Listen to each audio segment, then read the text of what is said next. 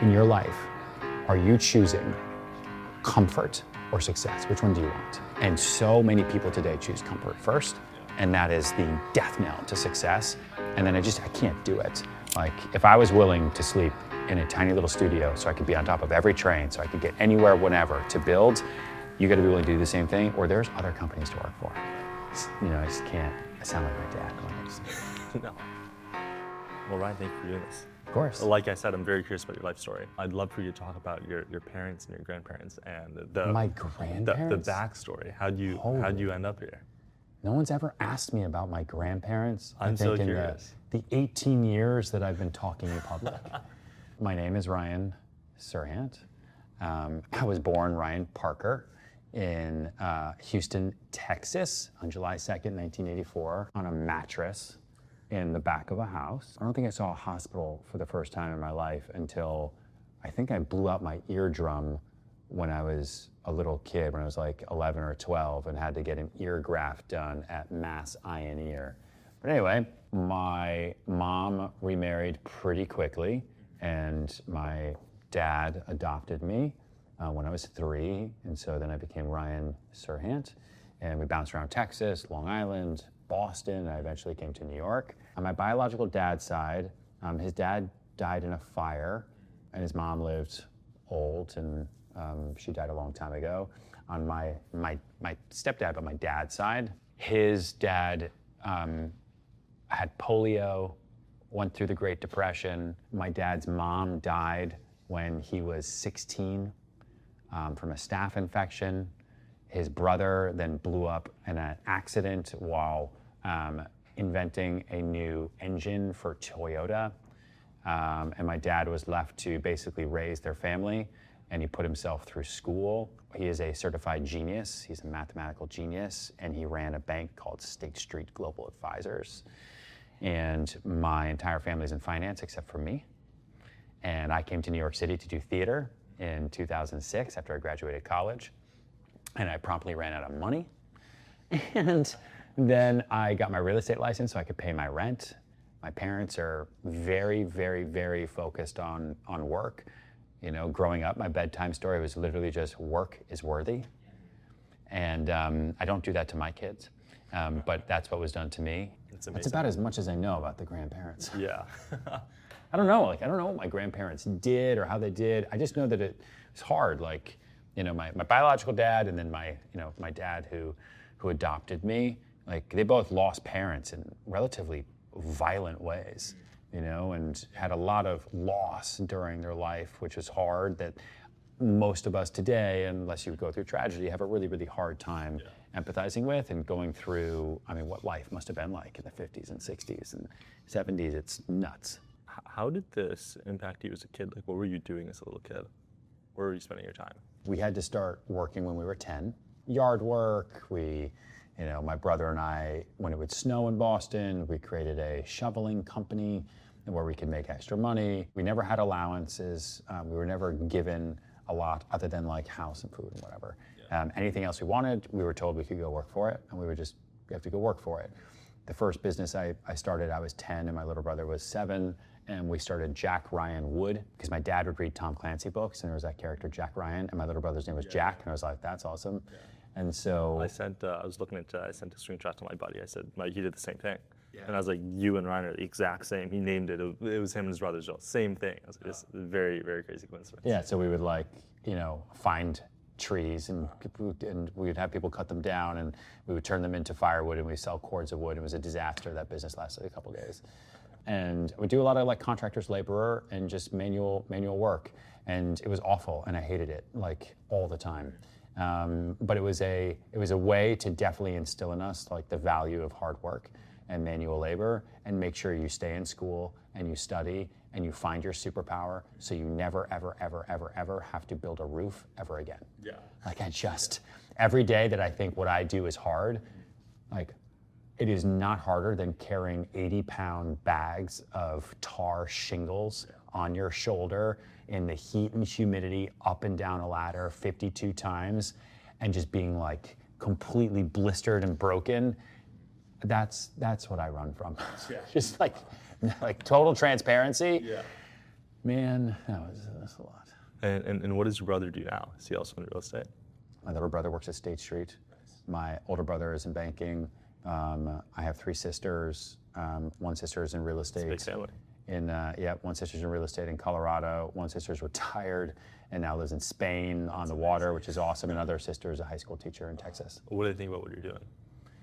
I think like I've invented what I've done along the way, so it's always just been weird and kind of like, well, if he's happy, and if it's working out, like coming to New York City to do theater with no job was like, okay, just don't die, but if you're happy, if this is what you want to do. I recently visited the Macroscope office and spent time with their CEO, Kayvon Bakpour, and it was so great getting to know him and his team. He and his co-founders previously ran all of consumer product at Twitter and founded Macroscope to fix the problems they faced every single day. Engineering teams are shipping faster than ever with AI, but nobody actually knows what's being worked on, what shipped, and where your team's engineering effort is going. Macroscope is a code-based understanding engine with 3 core products. First is Code Review, the highest signal, lowest noise reviewer out there. It catches critical bugs with the fewest comments. Next is Status, real-time visibility into what every engineer and AI agent is shipping. And third is their agent. Ask specific questions to automate workflows, approve and merge PRs, and fix bugs on the fly. Sign up at macroscope.com today and get $100 in free usage. And if you'd like to join their team, they're hiring across every single function. Apply online or reach out directly. If you like this podcast,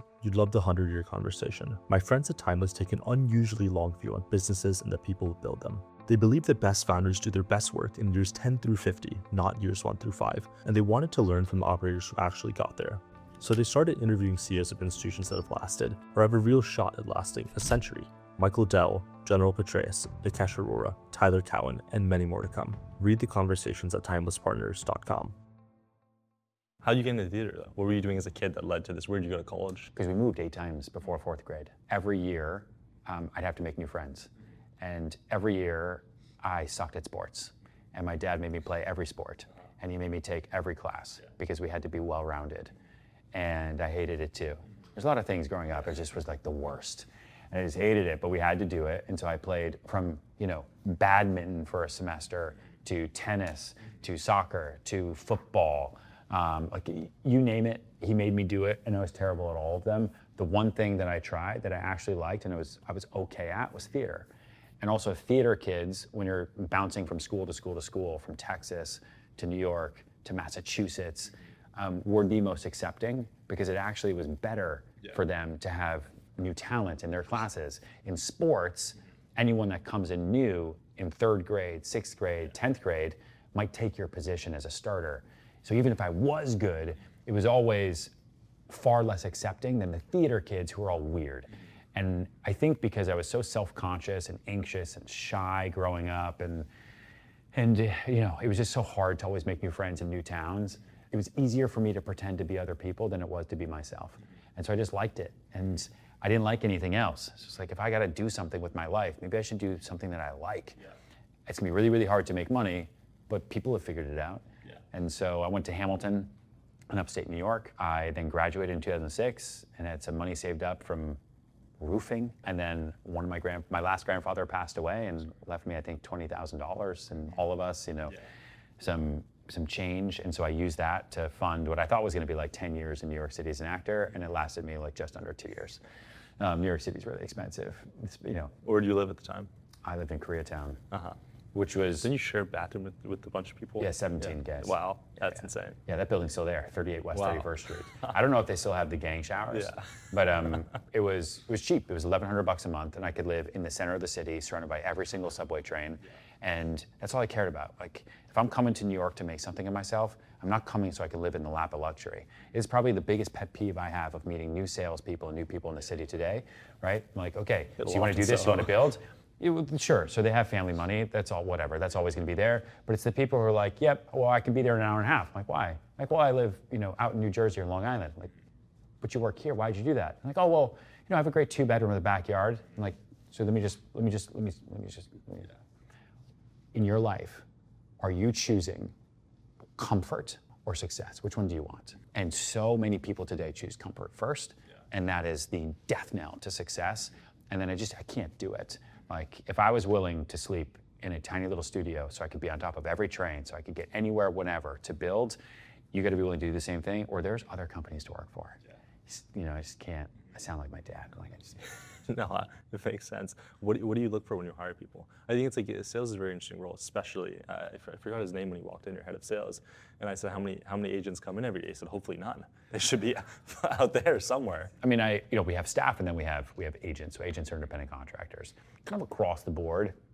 I look for people who are uniquely qualified to do what I'm looking for them to do. It's very, very important. I'm looking for raw intelligence. I want you to be smart so you can figure things out, because what I'm going to ask you to do is probably something you've never really done before, even though you have the unique qualifications to do it. It's the only way you're going to grow.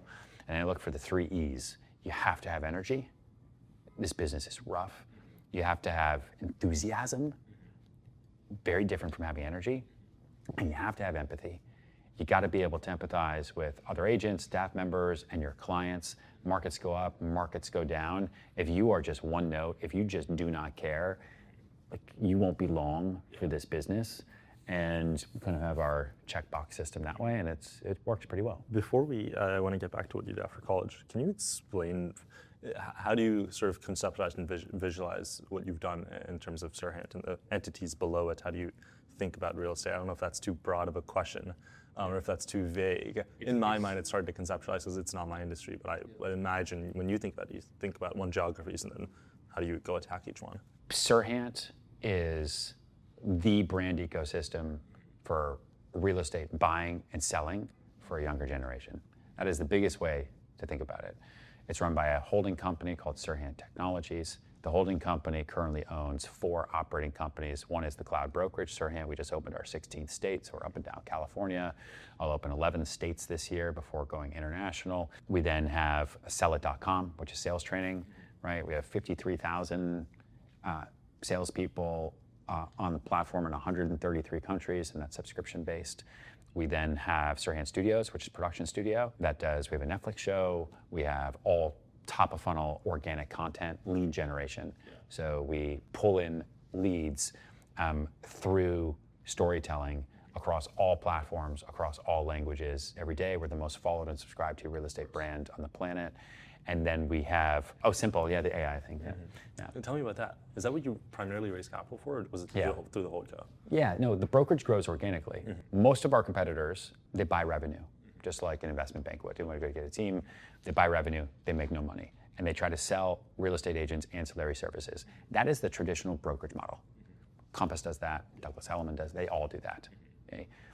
I did not want to do that. So there's got to be a better way. We grow completely organically. We've never bought a single dollar of revenue ever. Our LTV to CAC is over 6. Our unit economics are the best in the industry, and our average agent here is 21 years younger than the industry average. What's industry average? 56. Wow. And it's not by design. I didn't set it out to do that. Just the value proposition of this business, I think because it's mobile native and it's AI native, just plays to an audience that's moving really quickly, and they're generating leads on TikTok. They're meeting their clients on YouTube Shorts. It's just a different way of operating here. We have just about 2,000 agents now spread out over the country, and we'll do, I think, $12 billion this year. And so, that's the company. Simple, it's an agent orchestration platform I showed to you that uses MCP and LangChain to coordinate multi-model responses to inputs, for tasks. So right now it is Instacart for work. So for salespeople, the typical salesperson at any real estate brokerage in the United States, 80% of their day is on admin work.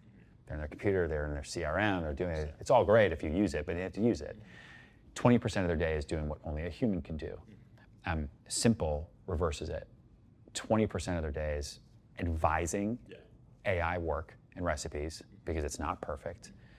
80% of their day now is in the field doing what only a human can do. The average agent at this company now who uses Simple every day to do their job has completely reinvented the way that they do this business. And their gross commission income, so how they make a living, grows by 144% on average year over year. It is completely insane and has changed the game. So when we built that, I would say in phase 1, which is humans leading the AI, and we saw that it worked, it was just a light bulb moment. And that's when I said, okay, I don't think I should do this by myself anymore, 100% by myself. because I was just bootstrapping and funding everything by myself. It was building in Soho or like all over the place. And so we've always had inbound interest all the time. Lots of private equity because they like home services.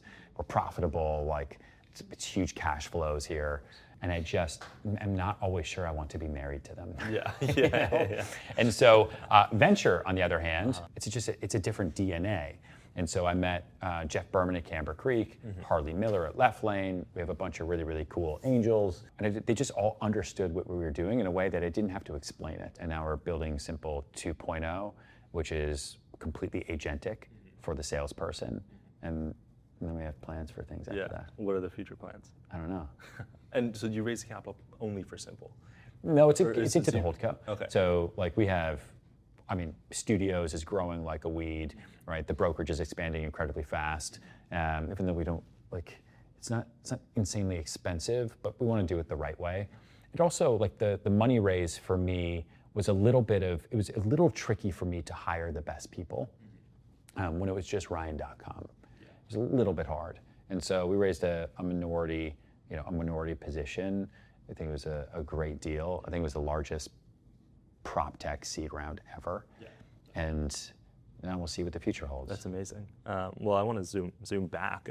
After college, how were you spending your time again? The day-to-day and what you felt. And I think a lot of people who go through tough things as a child are extremely, I don't know the right framing. There's some level of insecurity. Some level of this drives an immense ambition. This is some version of my own life story, which is why I can relate. Sure. But I'm very curious what you did during those days.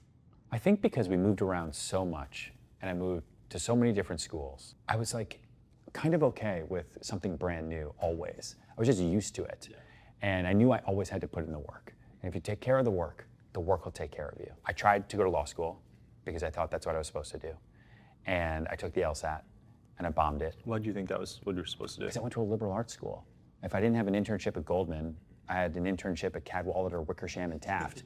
And if none of those worked, then you go to grad school forever. Yeah. Forever and ever and ever. I think I still have college friends who are still in grad school, and I'm 41 years old, which is not a life to lead. And so I did that and bombed it and didn't really want to do it, and thank God I did that. Yeah. And so then I had that little money saved up. I said, I'm just gonna go try it. I'm gonna have 2 roommates. We got apartment 3A at 354 East 66th Street. We got broken into our first week. It was a classic New York story. Stole our laptops, disaster. And I remember my dad saying, okay, if you're gonna do this, I had one roommate who was a paralegal. I had another roommate who worked at another law firm. All these liberal arts kids going to be lawyers. And then I had half the living room because we put up a fake wall, half the living room. And that's how I could afford the rent on 66th Street, right? So I didn't have to live all the way uptown. And he said, listen, these 2 guys have real jobs. You have a fake job. And you're gonna do these auditions all day long. I think they were terrified. And he said, as long as you work harder than they do, you can do this. And so you wake up before they do, you go to bed after they do. And you just hustle and grind all day long. You meet as many new people as you can all day.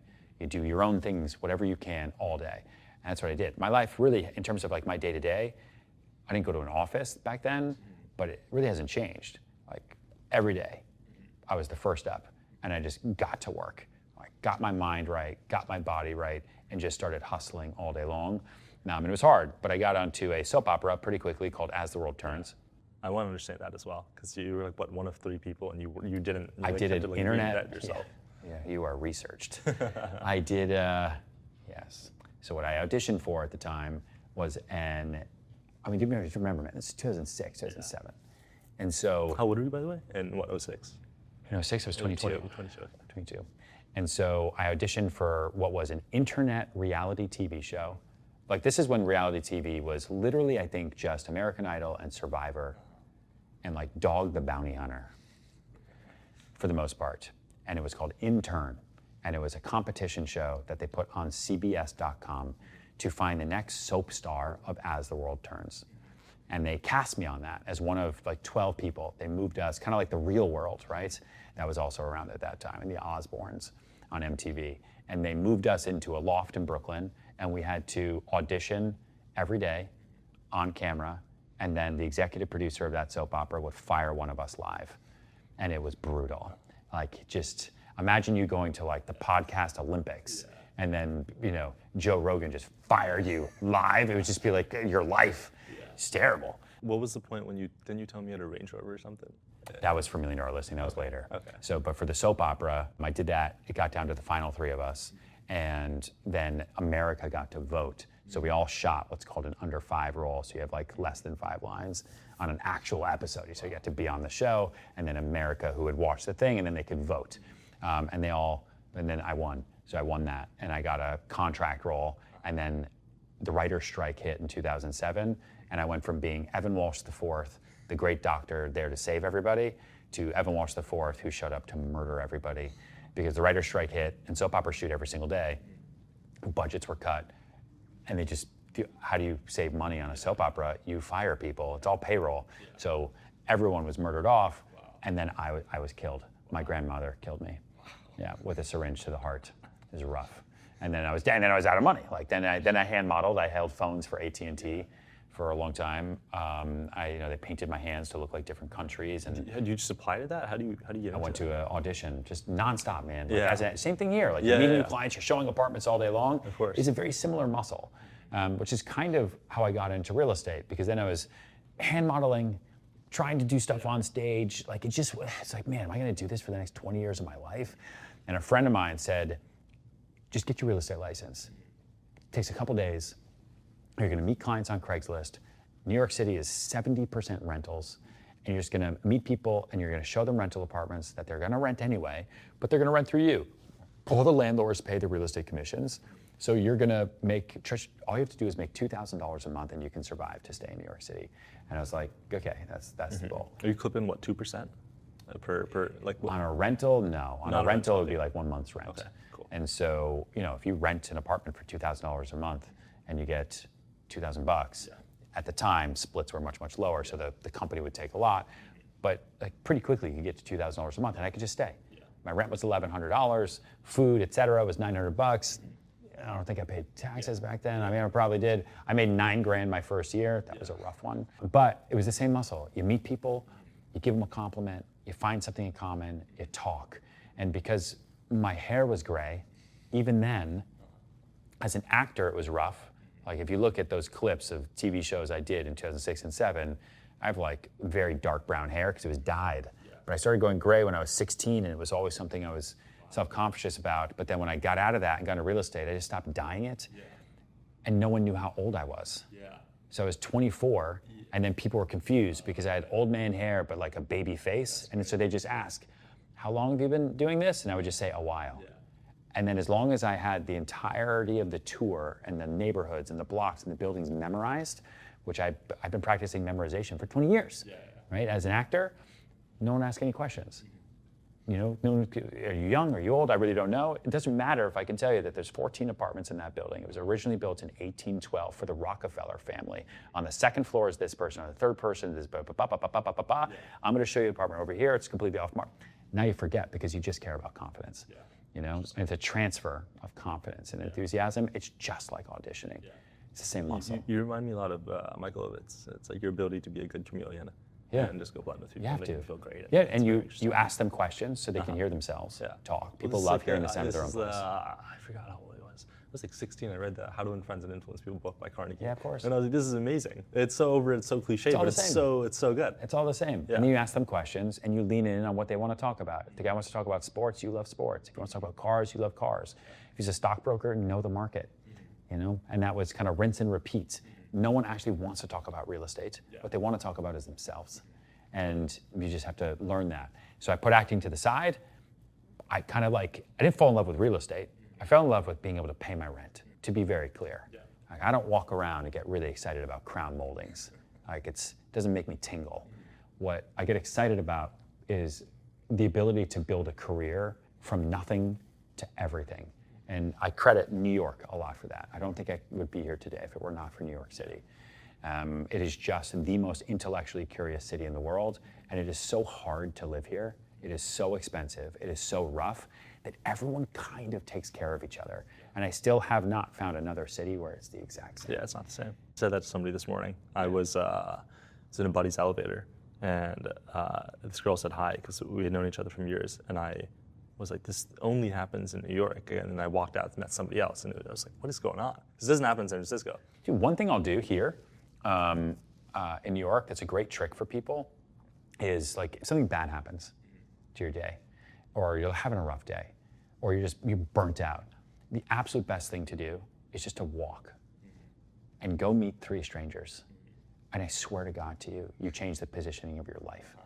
Like, because you'll talk to somebody, they want to talk to you, and you'll meet somebody who's here from New Zealand, who owns a ranch, something. Yeah, it doesn't matter.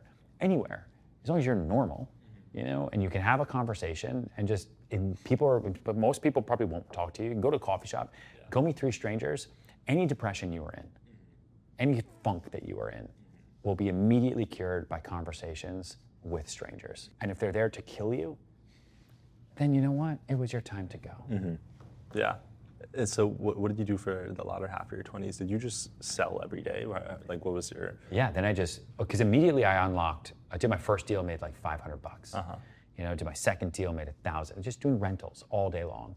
Keys in my pocket, going to the Bronx, you know, Morningside Heights. I was in Queens all the time. I was taking the bus all over the place. But at least I knew that if I put in the work would take care of me, and I could make money, and I could pay my rent. Like, that was so ingrained into my body. Like, I just don't want to move home. Yeah. I have to work incredibly hard so I don't have to move home, and I don't ever want to touch roofing shingles ever again. Like, that was my motivation, man. And so I just continued to do that and that and that. And then one of the renters that I met had a studio apartment at 3 Hanover Square, apartment 10L. This is in 2007. And she said, could I sell it? I never sold anything before. So I asked a bunch of people, how do you sell something? What is a co-op? What is a condo? What's a bill? I have no idea. They taught me how to do it. We listed it for $399. We sold it for $369,000. That was my first sale. I met someone there through an open house who introduced me over here, and it just slowly started. And I kept doing Craigslist ads at the same time. And then there was an open casting call, like 9 months into the business for me, for looking for the absolute best realtors under 30 for a spin-off of $1 Million Listing on Bravo, which was a show based in LA. And I saw that, I was like, I don't know if I really want to go back to that world, but I don't know, I might as well go. And so I went to Times Square, 3,000 real estate agents showed up. They put everybody on tape, and then they whittled it down to 1,500, and then down to 500. And then they filmed with us for half a day, 16 of us, to see who would make the final cast. That's when they were like, how do you get around, how do you get around the city? It was like Range Rover by day, black car by night, because I didn't want them to know I only took the subway. But I also knew, like, the Ryan that I'm projecting into the future will have a Range Rover by day. And I will be able to take a black car by night. This is also pre-Uber, right? This is 2009. And so I did that, and I put on a performance the same way I always do. It was an audition. And there was much better real estate agents who auditioned for that show, but they had no idea what to do on camera, and you gotta know your audience. And the casting directors and that whole team were from LA, and they didn't know what the fuck they were talking about. And so I was here in New York, knew what to do. I borrowed a friend's Range Rover. I'd never driven in New York City before in my life. Yeah. And I think I terrified them, and I think they just thought I was nuts. I also told everybody I knew, like my entire family, it was like, tomorrow morning from 8 a.m. to 11 a.m., don't ask, just call me. Yeah. Just call me. Yeah, that's amazing. And so when I'm with them and I was with the casting directors, my phone was just going off. Like, my mom would pick up and it'd be like, Abu? And my mom would be like, what? Like, Abu, the wire's on the way. Fuck, what? And it worked. And then they cast me, and they cast 4 of us, and they said, we're gonna film the whole first season of this show with 4 of you. 3 of you will make the final cut, and you won't know till it comes out. So be interesting. Don't be boring. And I think about that a lot because it was super stressful. But the same way, we build technology here now. The people that I've hired who actually do it. How big is your engineering team? 17. Nice. My payroll. Like, no one here has a name. They all have a number plus benefits. Yeah. Like, what's up, 250? How you doing? How you doing? How's that coffee? You're gonna walk a little bit faster back to your fucking desk? Yeah. Unbelievable. Actually, how much did you get paid for that first? I guess you eventually became one of the 3 guys who got selected. $1,500 an episode. And then you did, what, 20 episodes? No, that first season I think was 10 episodes, like just to test the marketplace, and we did it for 10 years then. Wow. And then I did 3 spin-off shows I had a show about my wedding. I had a show about my renovations. I had a show called Sell It Like Serhant that eventually turned into sellit.com. And I wrote 3 books out of that. And then we got to the point where I kind of had built this enterprise. I became the #1 real estate broker in New York City in 2017. It's the first year I crossed $1 billion in sales. Can you dig into that though? Like, what are some of the wild, like weird stories you had in terms of getting in front of people? Less so like I closed this number, like great, but like how do you actually get in front of somebody? For me, and my career is so weird compared to everybody else in this city. Everyone else who gets into this business either starts and then quits. Like the churn rate is almost 90% for the first couple of years. It is just so hard. Staying power. It's impossible, right? It's really, really difficult. And or most people who do it have connections. They have friends. They went to the schools here. Like they're hyper local. And so I had cowboy boots and khaki pants, and I'm not from here, and I only did it just to pay rent. I had no intention of continuing to do it. But the Bravo thing happened so fast. And then they cast me. And then they put a metaphorical shotgun to my head and said, we're going to put you on international television. You can be good at what you do, or we can tell the whole world you suck. And I think the fear of embarrassment, of being bad at anything, I just became a 10-year-old kid again. I'm like, I got to make this work. And so I just did my thing, and I just met strangers. And I just introduced myself on the street. I looked at the New York Post. I looked for divorces, death, babies. If you were pregnant and you were at a Starbucks on the Upper East Side between 2008 and 2011, there's a good chance I would come up to you, especially if you were wearing Lululemon, because that meant you had money. And I'd tell you, you look great. You also look like you need more space. I'm a real estate agent. If you and your partner are looking for a 2 or 3 bedroom, here's my card. We'd be happy to help you. What's the hit rate on this? Like 4% of people I end up still reaching have out. clients, Wow. literally to this day. Wow. 16 years later, who I met because I complimented them on how great they look being pregnant. I would totally profile people coming out of Saks Fifth Avenue, because our office was at 49th and Madison above a burger heaven. And so I would go to the Starbucks around there, and then I would go to Saks Fifth Avenue, and if you came out of there with more than 2 shopping bags, you were rich and you needed a new apartment. And what was the worst what's the worst that could happen? Someone would punch me? Never happened. And I think I got that from, because I told you, we moved so much. And so one of the things my dad also had me do was like, you don't wait. You just don't wait. Like, never wait. Time is fleeting. And I think because he lost his mom, he lost his brother, like, you never know what's gonna happen. So why wait? And it's kind of affected my entire life, for better or for worse. Like, I appreciate patience, but I also will never wait. Why would I ever wait on anyone else? So every house we go to, he would then take me and my little brother, and it was the absolute worst, and we would have to go make friends as an action. And we would go and we would fucking door knock and say, hi, my name's Jack. Hi, my name's Ryan. We just moved next door. Will you be our friend? We were like Mormons. And we would go from house to house to house. And I'm still friends with some of those people to this day from every town that we moved to. And it's the same muscle. Like, your best friend is a stranger until the day you said hi. Like, your girlfriend, your partner, your boyfriend. And it was the same, just going and building company. And I tell the same people, like here, like you could stand on that corner right here, the corner of Watts, just say hi to people all day long. You will build a career. That's all you need to do. Especially today in the day of AI, no one trusts anyone unless you're face to face now, right? Everyone has the power of super intelligence in their phone. Every deck you see is full of shit. Every email is written by fucking AI. You got to get people in front of you. How do you, tangent, I saw you have 2,000 emails that are like non-spam every day. If that's how do you manage this? I have 5 assistants. That's wild. Is it what, Danny and Dean, I think? Oh, no, Danny is runs brand.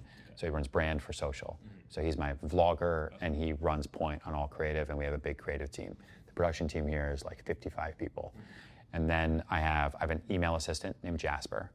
I have a customer relationship assistant. Her name is Katie. I have my executive assistant. That's Dean. I then have driver, and then I have food assistant. And so then I have 5 people who make sure I do everything I need to do all day. Do you have 2 phones?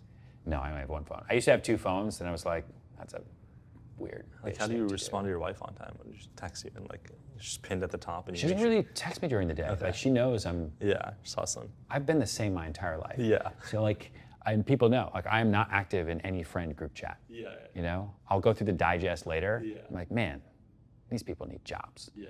And I respond to what I need to respond to as much as I can. I have a pretty clear cadence of finding business, keeping business, and doing business. Like in my first book, I talked about FKD. So find business, keep business, do business, and you rinse and repeat, especially when you're an entrepreneur or a 1099 contractor. It's a good way to structure your day. Otherwise, you wake up and you're like, what do I do with my day today? Yeah. Yeah. Do you ever feel lonely? Yeah, I think, you know, heavy is the head that wears the crown. Mm-hmm.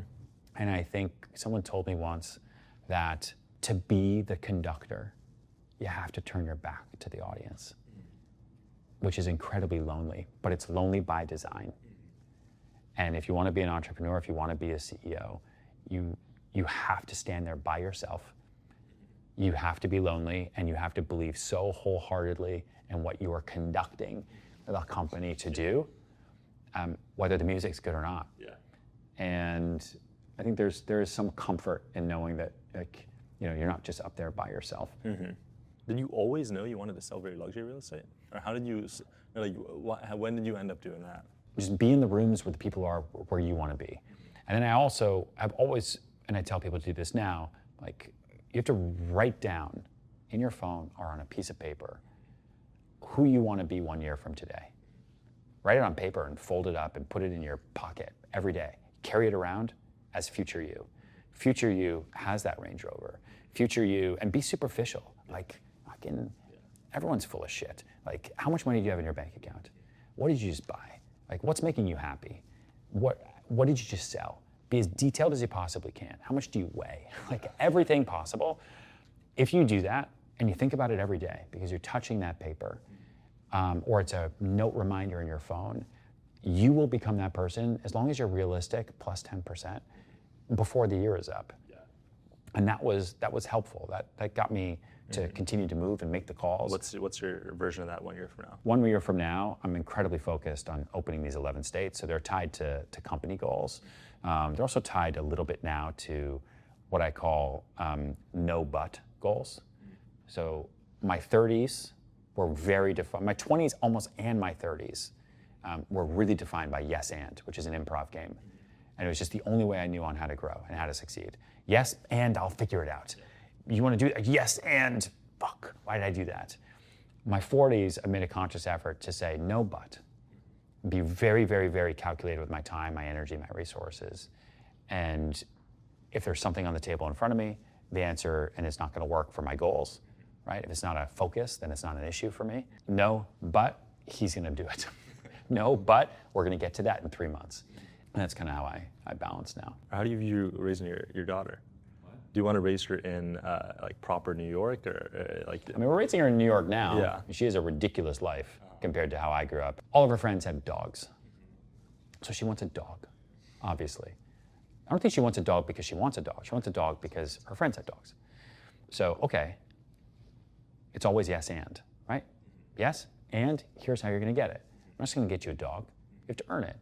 The same way this company grows. Every employee, every agent, every market we're in, every dollar we have, we've earned the right to have it. So for her, great. You just turned 7. If you can brush your teeth, take a bath, put on your pajamas, and get into bed by yourself for 30 days in a row, you can get whatever dog you want. She has done it in 0 days. Okay? But she knows, and she doesn't bring it up anymore.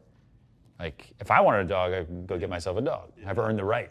But if she wants it, like, you just set up gates. And you be super, super clear, and then you agree on them. The same way with agents when I was building my sales team. I don't want anyone on this team. I want the best.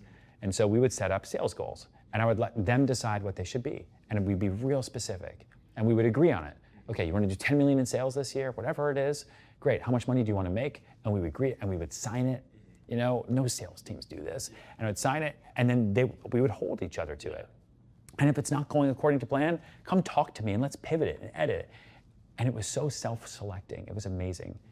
It was self-selecting, and then halfway through the year, it becomes self-eliminating. And I never had to fire anyone. Well, you align incentives really well doing that. And I never had to fire anyone. I never had to have conflict resolution because people would just tap out because they knew they weren't going to do what they said they were going to do. And then I was going to let them go anyway on December 31st. so they would self-eliminate, and it was the best. I do that with employees here. We set very, very, very clear goals. And the goals are not attached to your bonus. The goals are attached to your existence in my world. How do you stay on top of everybody though? I have a chief business officer, Yeah. and I have HR. I really have a hard time with people who don't follow through. Where do you think that came from? Is it just because you had to Just prove the way, it to yourself? Just the way I grew up. Like, you got to follow up with everything. That's the name of the game. You have to follow through with what you say you're going to do. If you say you're going to do something by 5 and you do it, great. If you can't do it, let them know with enough notice. Otherwise, you are single-handedly letting that person know you lie. And then you follow back with everything. If you can't do those, you are not an adult. That's it. And I think kids and amateurs make decisions in their life based on how they feel. I think adults make decisions based on their commitments. To that extent, when did you start weightlifting? I started weightlifting because I was fat when I was 14. And I had rash acne, and I like theater. So like chubby, rash acne, gray hair was a rough one. And I carried a towel in my backpack because my skin was so oily, and I would dab it off when people wouldn't see. And there was definitely a lot of bullies. And so I had to move schools a little bit before I settled down in high school. And I kind of, at that moment, wanted to control the things that I could control. And so my older brother, you know, and they were all athletes. My whole family's athletes, and my whole family is basically in finance, except for me. And, you know, even the names, man. My dad is John. I have John, my 2 brothers, Jack, Jim. I have a sister, Jill, Ryan. And so I guess I've always stood out.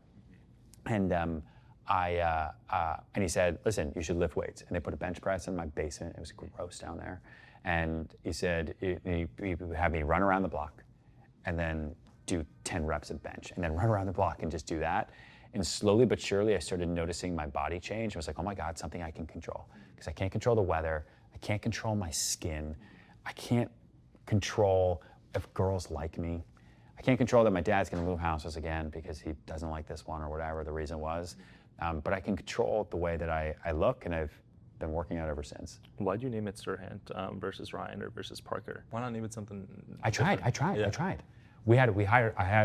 worked with a lot of people in 2019, and we got thrown off a little bit by COVID, which then crushed us.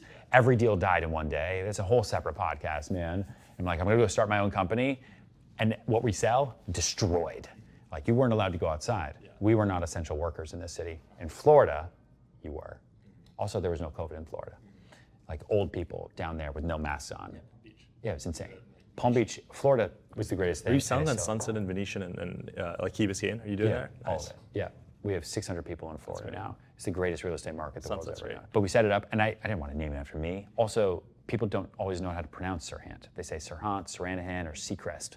And so we had a lot of cool names, like fun names, and like different things, and the stuff that people could just remember. You know, like, I think one was like Flower Estates, like just stuff, you know, that we were coming up with.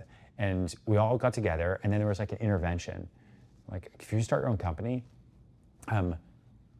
why pay for SEO on anything different than fucking Serhant? Also, everyone knows you by your last name because it is so weird. And there's 11 of them all around the world. It kind of sounds posh too, or maybe that's just the brand you built. It sounds, it works. Yeah, so it's weird. I don't think it would work if it was like James or Yeah, no, I Parkers, couldn't call it. Exactly. So you're like, you've sort of lucked into this interesting name, and you'll just move that much faster because the name is the rainmaker. So if you're going to generate lead flow from the name, just use the name, except make a statement. It's not Serhant, right? It's Serhant, all capitals with a period. It's like, we're going to put punctuation in our logo mark. And you're like, yeah, like, who does that? Like, no one. Okay. Like, this is risky. This looks like there's some ego and I swear to God, guys, anyone here, I was the one who was like, please, please, please. Because what if I do something stupid? I don't know. What if I, you know, punch a goat one day, like in a drunken rage? You know, I don't even drink, but like, I could do that, and then it would be the news, like, Serhant does something, and the company's ruined. Oh my God, I don't want to do that. And so that's why we called it Serhant, and now there's no going back. Good to meet you. It's amazing. Thanks for coming. I'll see you in SF. I appreciate it. Yeah, I'll see you then. Amazing. Good to do this.